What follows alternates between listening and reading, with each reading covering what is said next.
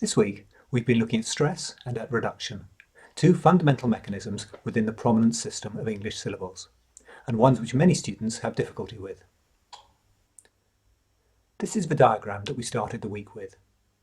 Now we can make it more comprehensive and also fill in the physical actions that create syllables with these different levels of prominence.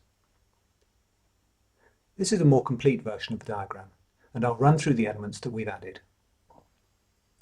First of all, we've now discussed syncope, when a syllable that was present historically has either disappeared completely or become optional in most people's speech.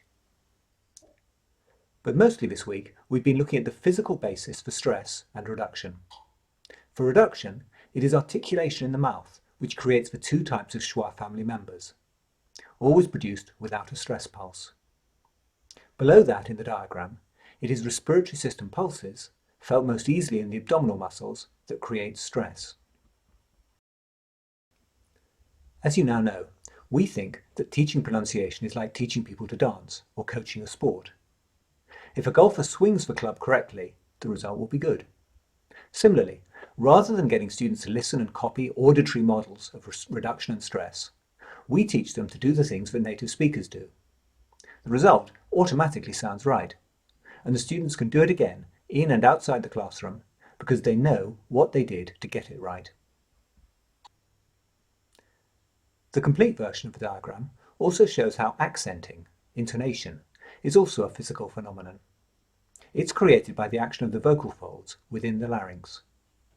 We don't have time to discuss intonation during this EVO session, but your students will certainly already use pitch movements as a prominence mechanism in their first language, while the English forms of stress and reduction are likely to be new to them. For that reason, stress and reduction is where we start our teaching of pronunciation.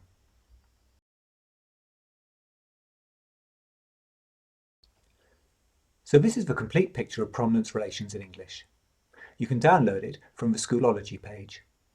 If you have any questions or thoughts about it, do add them to the comments.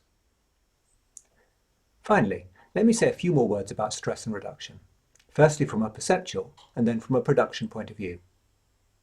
Perceptually, imagine yourself in this picture, either at point A or at point B. At which point would you get a sense of being high up? Obviously, both A and B are at the same altitude, but that doesn't determine one's sense of height. At B, there is the valley floor to compare one's position to, and that gives a sense of being at a great height. In a similar way, the existence of reduced syllables in English makes stressed syllables that much more prominent. So the two complement each other. We use this idea in the classroom to help to explain the value of reduction. From a production point of view, the relationship between stress and reduction is also complementary, even though they are produced with different parts of the vocal apparatus, the respiratory system and the vocal articulators respectively. Many languages produce all syllables as full unstressed vowels, shown here using red Cuisenaire rods. Imagine trying to speak a language where you made an abdominal push on every single syllable. It would be absolutely exhausting. The phenomenon of reduced syllables enables a speaker to expend less effort when it doesn't compromise intelligibility. And thus it makes it possible for English to have a prominence system which uses stress, greater effort being applied to selected syllables. Because the English stress and reduction mechanisms are unusual, the first language of most students is unlikely to make use of them. Instead, these students will produce most syllables as full, unstressed vowels. They do, of course, create prominence when it's needed, but they do this by making these syllables longer or applying pitch changes, not by using stress or reduction. In fact, full, unstressed vowels are a small minority of the vowels in English. Most syllables contain either stressed vowels or reduced sounds.